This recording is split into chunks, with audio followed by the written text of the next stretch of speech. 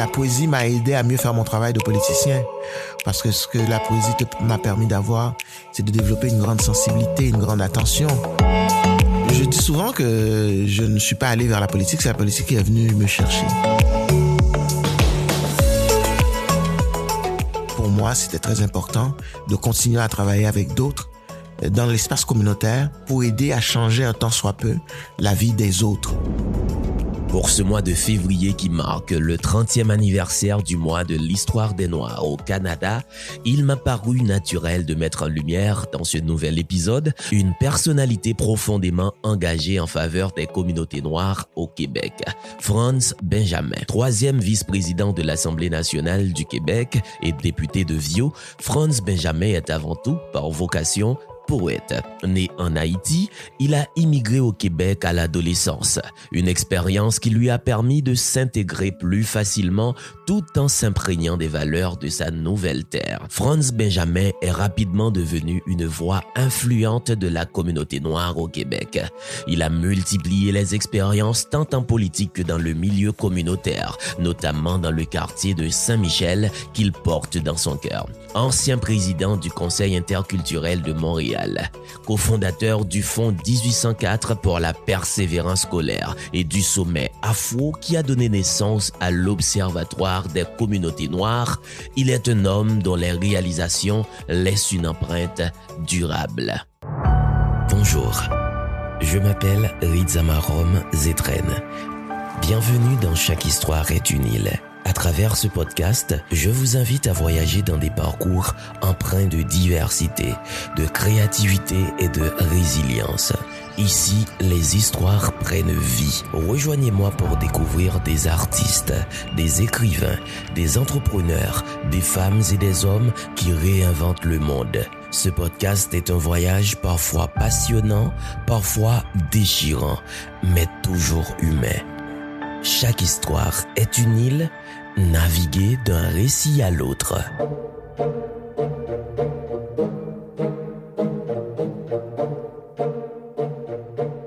Alors bonjour, bienvenue dans la circonscription de Viau, parce que nous sommes dans la circonscription de Viau.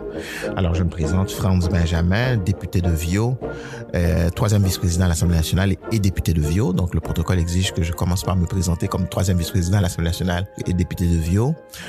Poète aussi, j'aime tout de suite ajouter poète, parce que ça fait partie de mon identité intrinsèque aussi. On dit souvent, on peut expulser un Haïtien d'Haïti, mais on peut pas enlever Haïti d'un Haïtien. Et les souvenirs que j'ai, c'est les souvenirs de camaraderie, c'est les souvenirs d'école, les souvenirs de voisinage, les odeurs du voisinage et les bruits. C'est une ville, Port-au-Prince, c'est une ville quand même très bruyante. Les bruits des klaxons d'auto, de la musique très tard le soir, et les jaseries des commères, les commerçants qui passent, qui crient leurs produits. Donc tout ça, c'est des souvenirs qui sont restés là. Et comme j'ai eu la chance de pouvoir retourner à quelques reprises à Port-au-Prince, alors chaque séjour est pour moi l'occasion de me retremper et dans tout ce brouhaha sonore qui a meublé mon enfance et ma vie et quand j'étais en Haïti. J'ai eu une enfance heureuse.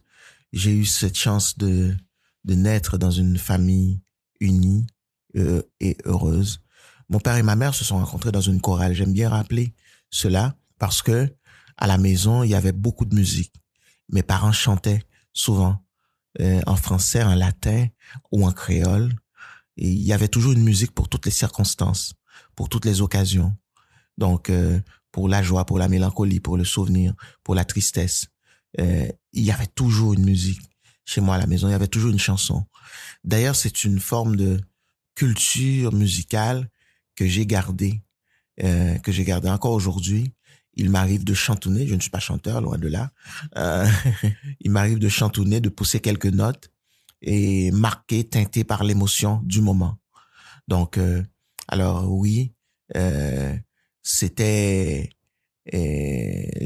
eu la chance, comme je suis né, j'ai grandi dans une famille qui avait les moyens de de nous donner ce dont on avait besoin, c'est-à-dire nous habiller, nous nourrir, nous donner un toit, nous envoyer à l'école dans les meilleures écoles de la capitale. Et ça, je suis reconnaissant des efforts que mes parents ont fait, mes parents qui ont été, ma mère n'étant plus là, deux rudes travailleurs et qui nous ont enseigné à nous, les enfants, le goût du travail, le goût de l'effort, de la persévérance. Alors, pour mes premiers modèles, ce sont mes parents. Donc, et ce bonheur-là, malgré évidemment, nous sommes humains, nous connaissons notre part de douleur, de tristesse, de mélancolie, mais c'est un bonheur qui ne m'a jamais quitté. Je suis aujourd'hui encore un homme heureux parce que j'ai été un enfant heureux.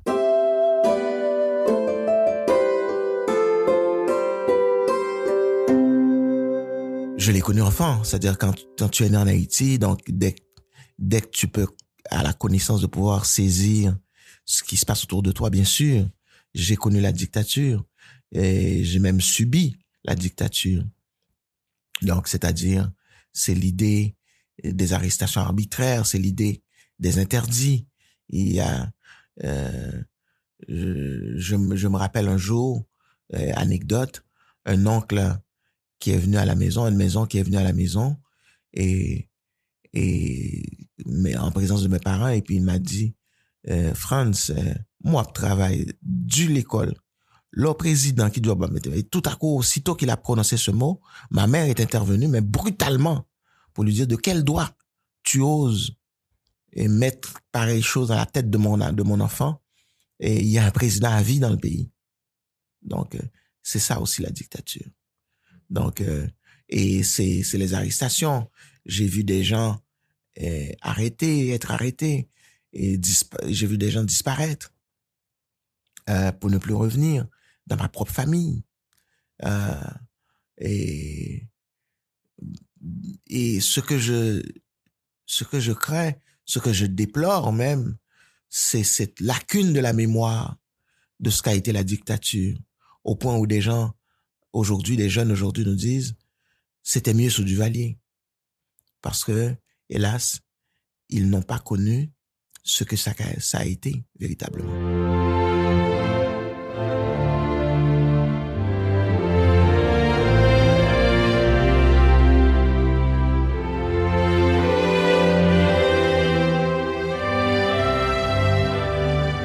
Oui, absolument, c'est des choses qu'on n'oublie pas, surtout lorsqu'on arrive en plein hiver. Donc, frappé par le choc. J'arrivais de New York, bien sûr. Il fait froid. Je connaissais le froid, mais c'est le froid de New York, quand même. Incomparable avec avec l'hiver du Québec, de Montréal. Donc, je suis arrivé quand même jeune, avec mes parents, retrouver le reste de la famille qui était déjà ici. Et encore marqué, trempé dans cette nostalgie d'Haïti. Et parce que malgré que j'ai passé près d'1 an et demi à New York avant d'arriver ici à Montréal, je vivais une terrible nostalgie, une terrible mélancolie d'Haïti. Parce que en Haïti, j'avais des amis, j'avais une vie qui était déjà construite parce que j'allais déjà à l'école secondaire, etc., etc.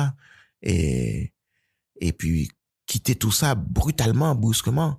Parce que moi, la veille de mon départ, je ne savais pas que je quittais Haïti.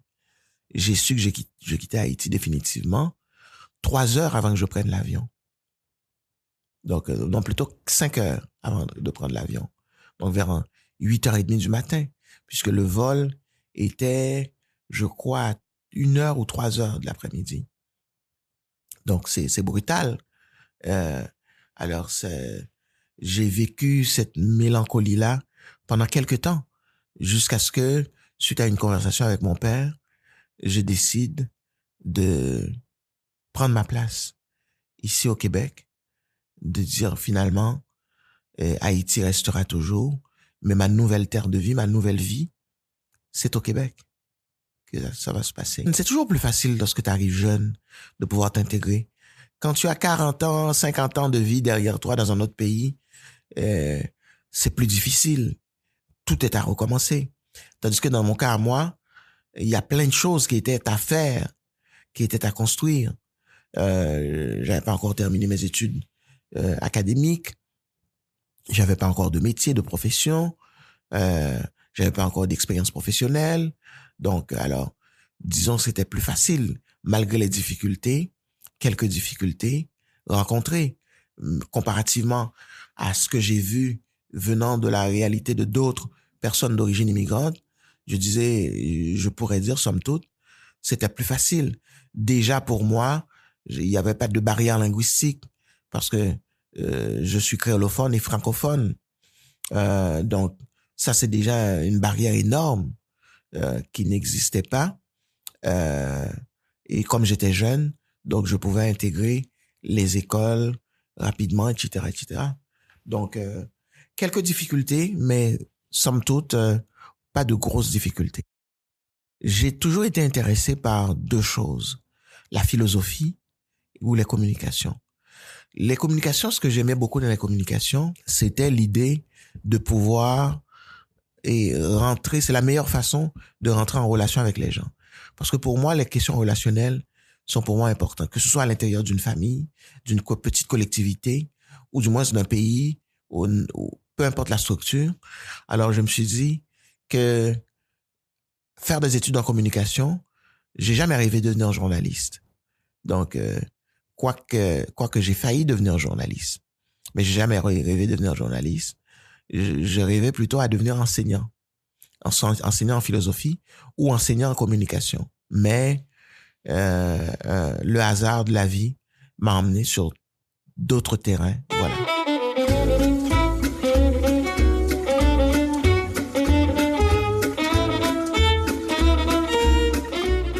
Ben alors, je dis souvent que je ne suis pas allé vers la politique, c'est la politique qui est venue me chercher. J'avais une vie professionnelle parce que à l'époque, je venais de terminer mes études. Je travaillais dans la fonction publique québécoise au gouvernement du Québec. Ça faisait déjà quelques années. Et ça a commencé par une malheureuse tragédie qui s'est passée à Montréal. C'était à l'époque, il y avait un cas d'agression sexuelle et il y avait les 3 accusés, 2 d'entre eux, des 3 criminels, parce qu'ils ont été reconnus coupables. 2 d'entre eux étaient d'origine haïtienne. Et lors du prononcé de la sentence, la juge à l'époque eut à dire, dans le cas particulier de ces 2, parce qu'ils sont d'origine haïtienne, que violer les femmes, ça faisait partie de leur culture. Ça a créé un choc énorme à l'époque, beaucoup de colère, beaucoup de frustration. Visiblement, ce sont des propos discriminatoires, voire racistes. C'est ne pas connaître la culture, tout simplement. C'est ne pas connaître la culture haïtienne, en plus, que d'affirmer une pareille monstruosité. Alors, nous étions plusieurs à l'époque, pas seulement des membres de la communauté haïtienne. Oui, beaucoup d'immigrants, beaucoup de membres des communautés noires, mais beaucoup de Québécois aussi. Beaucoup de Québécois qui étaient fâchés de cette déclaration. Nous avions à l'époque porté plainte au Conseil de la magistrature. Nous avions porté plainte à la Commission des droits de la personne. Mais nous étions un groupe de jeunes à l'époque et on s'était réunis. Et un des constats que nous avions fait, nous avions fait 3 constats. Premier constat, sous-représentation de la diversité dans les lieux de pouvoir. Donc, pas seulement dans les lieux politiques, mais dans tous les lieux de pouvoir, dans la magistrature, dans les staffs dirigeants de nos conseils d'administration. Deuxièmement, manque de compétences de celles et ceux qui prennent les décisions qui ont un impact important sur la vie des gens. Et troisièmement, sur la nécessité qu'il y ait des structures visant plus vigilantes sur le respect des droits de la personne, à part la Commission des droits de la personne. Et comme à l'époque, ce petit groupe de jeunes que nous formions, à l'époque, s'approchaient les élections scolaires, alors j'ai décidé de me présenter aux élections scolaires. Alors, j'ai été presque choisi, délégué par ce groupe-là pour me présenter. C'est comme première expérience au scolaire. Et voilà comment ça a commencé. Donc, j'allais être élu sur la base d'aucun programme. En fait, il y avait un programme. Je me rappelle quand je faisais mon porte-à-porte, le seul élément qu'il y avait au programme, c'est que je fais pas de promesses. Je prends un engagement. Quand vous aurez besoin de moi, je serai là. C'était mon seul engagement. Et fort de cet engagement-là, les gens ont dit, ben oui, c'est honnête, c'est franc. On va voter pour lui. Et ils n'ont pas voté pour moi une fois. Ils ont voté 3 fois pour moi. Alors, je dois rendre hommage tout de suite aux gens de Rivière-des-Prairies, donc qui m'ont fait l'honneur de faire de moi un élu pour la première fois. Ça s'est passé à Rivière-des-Prairies et nous sommes en 1998. Un long parcours se dessine ensuite, parcours jalonné par l'implication citoyenne, l'engagement politique. Ensuite, la ville de Montréal fera appel à moi pour devenir membre du Conseil interculturel de Montréal. Je suis devenu le vice-président pour devenir ensuite le président en 2004. Nous allons déposer plusieurs avis. C'est un conseil pour les gens qui nous écoutent, fort et intéressant, qui réunit des Montréalaises et des Montréalais de différentes origines et qui conseille le conseil municipal, les élus montréalais, sur les enjeux relatifs à l'intégration et à la participation des communautés culturelles à la vie montréalaise. Donc, alors, le Conseil interculturel de Montréal, sous ma présidence, a déposé plusieurs avis, notamment sur les questions relatives au profilage racial, à la question du chômage chez les jeunes issus des communautés culturelles, sur l'apport et la contribution des communautés culturelles à la vie culturelle montréalaise. Et ensuite, le maire de Montréal d'alors m'invitera à me présenter aux élections municipales dans ce district, Saint-Michel, qui a accueilli ma famille et moi lorsque nous sommes arrivés au Québec. Donc, alors ça, on est en 2009. Donc, en 2009, je vais être élu. Je serai élu à 3 reprises comme conseiller municipal de Saint-Michel. Et en 2018, donc, je traverserai la Seine pour aller vers une autre Seine, la Seine québécoise, pour être élu député de Viau en 2018, pour servir les gens de la circonscription de Viau. Grosso modo, Viau, c'est le grand quartier Saint-Michel, ce même quartier que j'ai servi, qui m'a accueilli et que j'ai servi comme conseiller municipal, que j'ai encore le bonheur de servir jusqu'à aujourd'hui.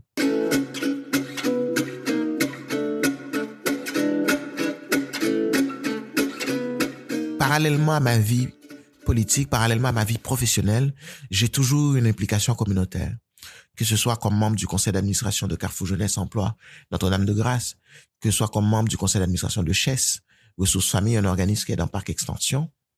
Donc, et par la suite, en devenant élu, pour moi, c'était très important de continuer à travailler avec d'autres dans l'espace communautaire, mais pour aider à changer un tant soit peu la vie des autres. Alors, avec des amis, donc il y a une dizaine d'années, nous avons fondé un fonds qui est le fonds 1804 pour la persévérance scolaire. C'est un fonds qui donne des bourses à la persévérance scolaire à l'ensemble des jeunes du Québec. Et c'est un fonds qui donne plein de bourses. Je crois, si je me trompe pas, c'est la plus grosse organisation québécoise qui donne le plus grand montant d'argent en termes de bourses à la persévérance scolaire au Québec à chaque année. Donc, ce qui est important pour moi à travers cette organisation-là, c'est de constater, c'est de voir, c'est de pouvoir témoigner combien et comment, au-delà des bourses, des montants d'argent que nous donnons aux jeunes, comment ces reconnaissances-là viennent insuffler une motivation chez des jeunes qui, pour toutes sortes de raisons, auraient pu lâcher l'école, auraient pu décrocher, mais qui décident de rester à l'école. Donc, aujourd'hui encore, le fonds continue de grandir. Le fonds 1804 continue de grandir à travers ses gouverneurs, mais surtout à travers ses donateurs, parce que le fonds, il faut savoir, c'est monsieur et madame tout le monde qui peut faire un don au fonds 1804. Le fonds 1804, il n'y a aucun salaire qui sort du fonds. Tous les gens qui sont au fonds, ce sont des bénévoles. Donc, quand quelqu'un donne $10 au fonds, c'est $10 qui va directement à une bourse. Et par la suite, donc il y a le fonds, mais il y a eu un autre truc dont je suis très fier aussi, c'est le sommet afro, dont j'ai agi comme un peu un instigateur Alors, la petite histoire du sommet afro est la suivante. Nous sommes autour de 2016-2017. Il y a un phénomène à Montréal, c'est qu'il y a durant cet été-là, il y a une vague d'assassinats et il y a beaucoup de jeunes hommes noirs qui sont victimes et qui en sont victimes. Et à ce moment-là, j'étais élu à la ville de Montréal à l'époque.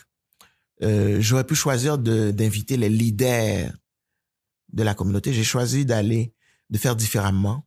J'ai choisi plutôt d'inviter les travailleurs de rue, les intervenants communautaires. Donc, ils étaient une quarantaine à ce moment-là, pas seulement des communautés noires, c'est-à-dire de la communauté haïtienne, des communautés africaines et de la communauté anglophone aussi, autour d'une formule que j'appellerais la formule des 3 questions. Et les 3 questions étaient les suivantes. Qu'est-ce que nous n'avons pas fait? Qu'est-ce que nous devons faire? Et comment le faire ensemble? C'est une discussion qui était prévue pour durer 2 heures. Ça a duré 3 heures et demie. Et suite à cette discussion-là, celles et ceux qui étaient autour de la table ont décidé non seulement de poursuivre la discussion, mais de structurer cette discussion-là autour d'une entité qui deviendra le sommet socio-économique pour le développement des jeunes des communautés noires. Aujourd'hui, le sommet, c'est une plateforme. C'est pas un organisme communautaire qui donne des services directs aux citoyens, mais c'est une plateforme qui soutient plus d'une 50aine d'organismes des communautés noires qui les accompagnent dans les services qu'ils donnent à la collectivité. Donc, ces organismes-là, ils sont pas seulement de Montréal, ils sont de Laval, ils sont de la Rive-Sud, ils sont du Québec, ils sont partout au Québec. Et ça, je suis très content de voir que c'est un défi qu'il y a. Et ce sera toujours pour nous un défi de travailler en concertation, de travailler ensemble. Moi, je dis souvent, seul, on va plus vite, mais ensemble, on va plus loin. Et c'est ça la philosophie du sommet.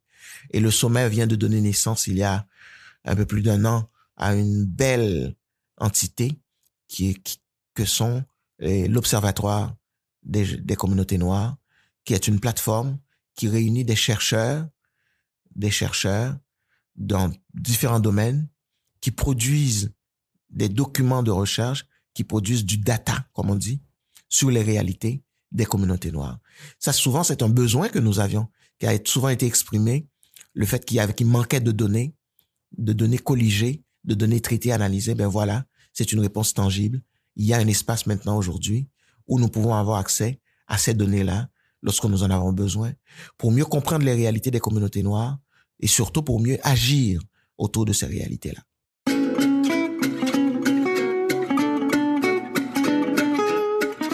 En fait, le premier défi, c'est un défi d'arriver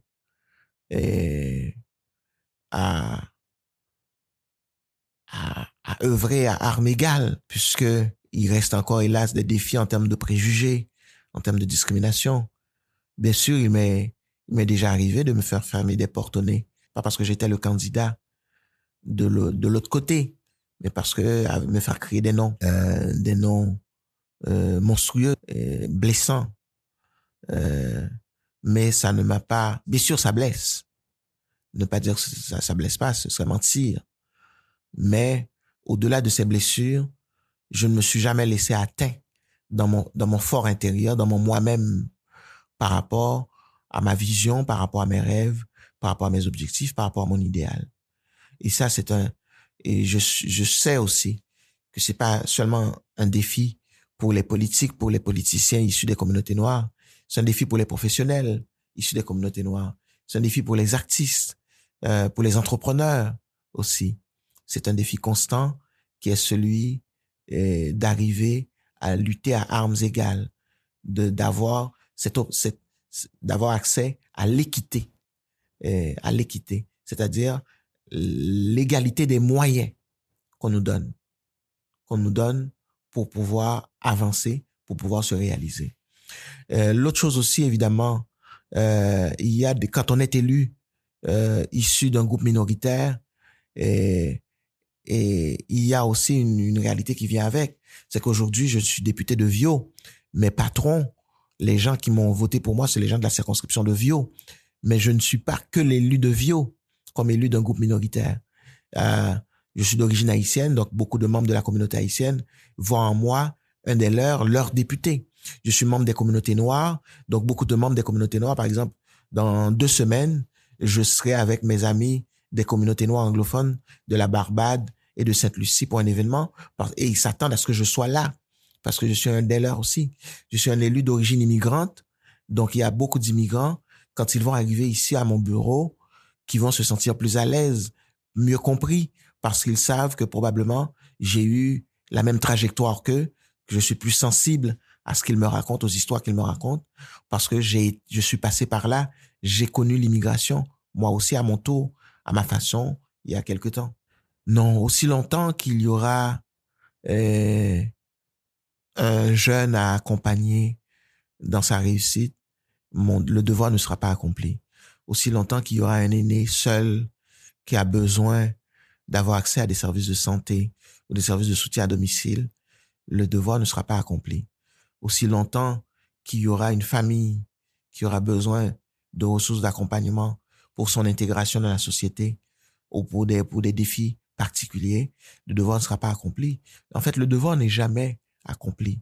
Ce que nous faisons, ce que j'essaie de faire au jour le jour, c'est qu'à chaque jour, j'essaie de mériter ma journée. Ce que j'entends par là, j'essaie de travailler le plus fort que possible pour aider, un tant soit peu, à améliorer la qualité de vie des gens, les gens de Vio avant tout, car ce sont les gens auxquels je suis redevable, donc qui m'ont donné mandat, qui m'ont fait confiance pour les représenter à l'Assemblée nationale. Donc, je dois constamment, je suis très conscient de ça, constamment mériter cette confiance, donc travailler au quotidien. Quand je constate, par exemple, actuellement, le chômage galopant chez les jeunes, et particulièrement chez les jeunes issus des communautés racisées. Actuellement, vous savez, quand le taux de chômage est de 10% chez les jeunes du Québec dans son ensemble, il est de facilement 17 à 20% chez les jeunes issus des communautés noires. Donc, c'est un enjeu véritable. Donc, le logement, et il y a une crise du logement qui frappe le Québec, mais cette crise-là frappe de manière beaucoup plus accrue ici dans ma circonscription. Le manque de logements sociaux, le manque de logements abordables, le manque de construction tout simplement. Les défis, moi je me rappelle encore ces jeunes que j'ai rencontrés il y a en 2022 et pour moi ça m'habite, qui me disent ils rêvent de pouvoir acheter une maison, mais ils ont peur de ne jamais avoir les moyens, malgré qu'ils travaillent très fort, ils ont un bon salaire, de pouvoir acheter une maison. Moi, je crois dans une promesse québécoise. Et pour moi, cette promesse québécoise, elle se repose sur l'éducation, sur l'idée de l'égalité des chances, sur l'idée des droits de la personne, du respect des droits individuels, sur l'idée qui dit que si vous travaillez assez fort, nous avons des institutions assez solides, comme comme l'éducation en éducation, pour vous aider à vous réaliser. Donc, il faut pas briser cette promesse québécoise. Il faut que tous les Québécois, toutes les Québécoises, peu importe leur date d'arrivée au Québec, voient en cette promesse québécoise une réalité, un succès pour eux et pour leurs proches.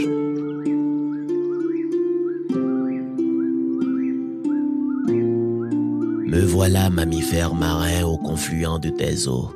J'ai quitté le nord un jour de crépitement d'étoiles, à la recherche d'un nouveau ciel. J'ai quitté le nord sans savoir quelle bourrasque porterait la barque à son lit d'échouage. Me voilà sur cette terre à contempler ma nouvelle éternité. J'ai marché plus d'un quart de siècle pour retrouver une main heureuse.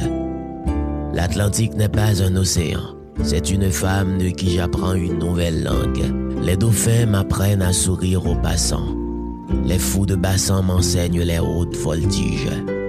Toi, grand ciel, tu fais de moi un mammifère marin. Franz Benjamin, Nuit des Anses pleines.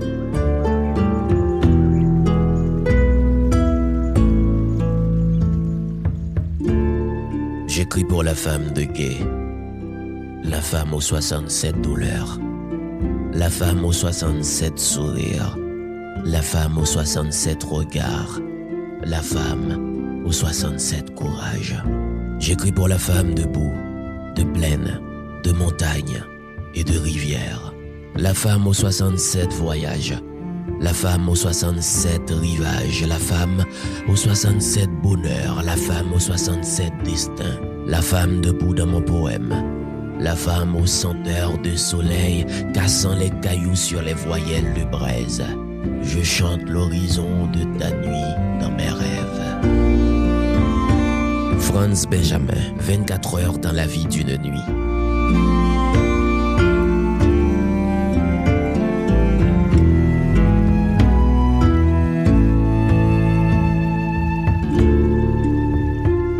Alors, je suis surtout poète.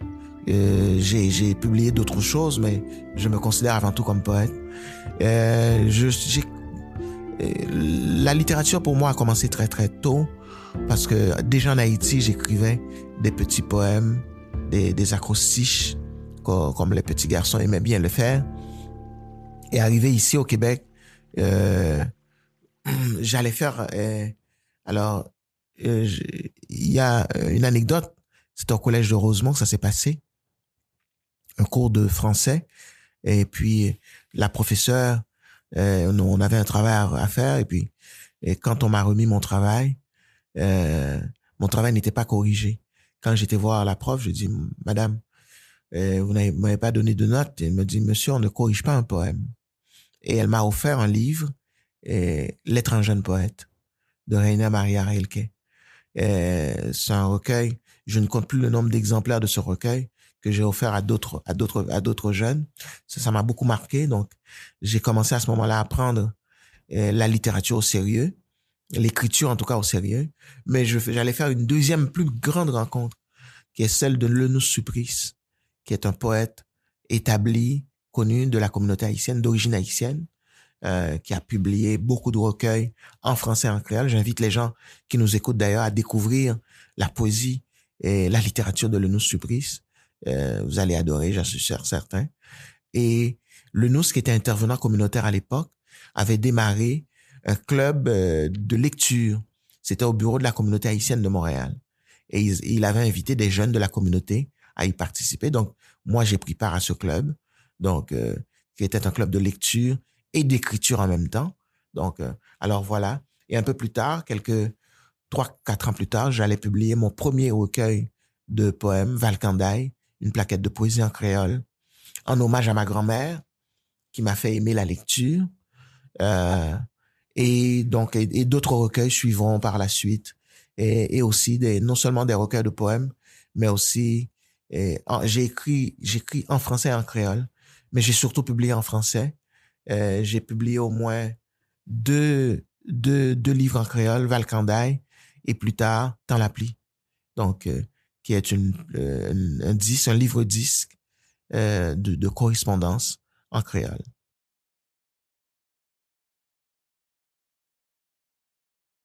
La mémoire, beaucoup, la liberté, l'amour, l'exil. Je pense que ce sont les 4 grands thèmes qui traversent mon écriture. La mémoire, parce que ma mémoire au sens large, mémoire de migrants, mémoire d'hommes noirs, mémoire d'haïtiens, tout ça.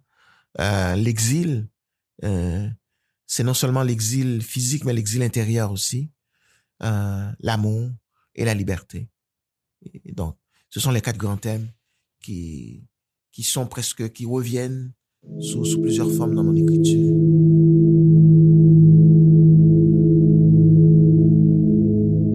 La poésie m'a aidé à mieux faire mon travail de politicien, parce que ce que la poésie m'a permis d'avoir, c'est de développer une grande sensibilité, une grande attention par rapport à tout ce qui m'entoure, et les êtres humains en premier.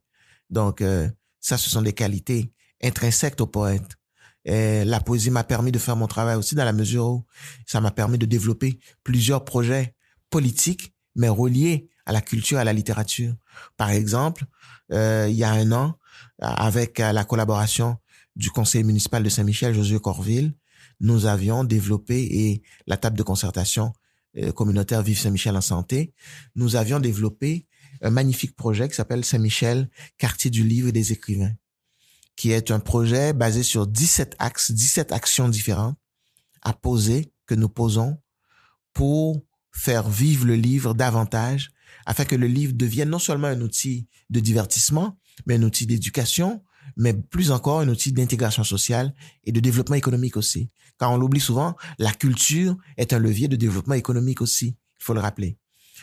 Donc, par exemple, les axes sont aussi divers que, par exemple, déployer, par exemple, travailler en partenariat avec le Salon du Livre. L'an dernier, nous avons réalisé un beau partenariat avec le Salon du Livre qui a permis d'accueillir un événement du Salon du Livre dans Saint-Michel. Cette année encore, nous allons récidiver avec la même collaboration. Ça peut être aussi déployer des croque-livres dans les organismes communautaires, dans les entreprises, dans les institutions. Nous avons une trentaine de croque-livres que nous déployons sur tout le territoire de Saint-Michel, etc., etc. Donc, auparavant, donc il y a d'autres projets où il y a la littérature, la culture que j'ai déployé comme conseil municipal. Donc, voilà. Et moi, je continue d'écrire. Évidemment, j'aurais aimé avoir plus de temps pour écrire, mais par contre, j'adore mon travail de politicien, de député, parce que c'est un travail qui me permet d'avoir un impact sur la vie des gens. Un impact heureux, je l'espère. Donc, dans la vie des gens.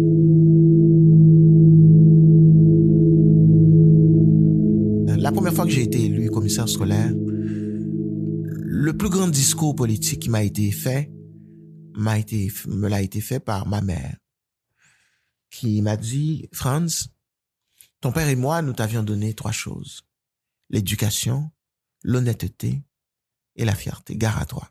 Gare à toi si tu t'en sépares. Si un jour dans la vie, tu n'es pas capable de regarder n'importe qui droit dans les yeux, c'est que tu auras quelque chose à te reprocher.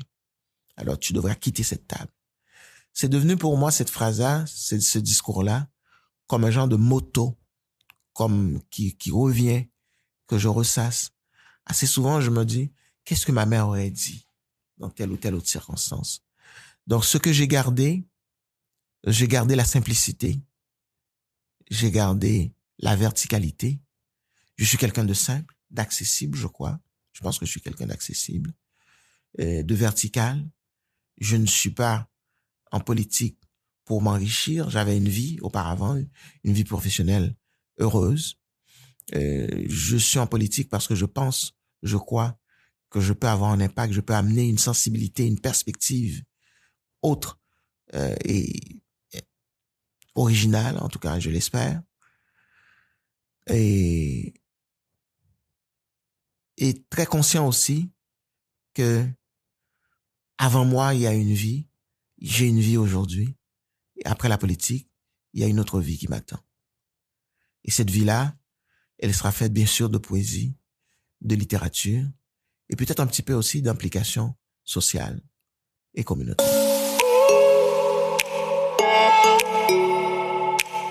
Mais le message, c'est un message...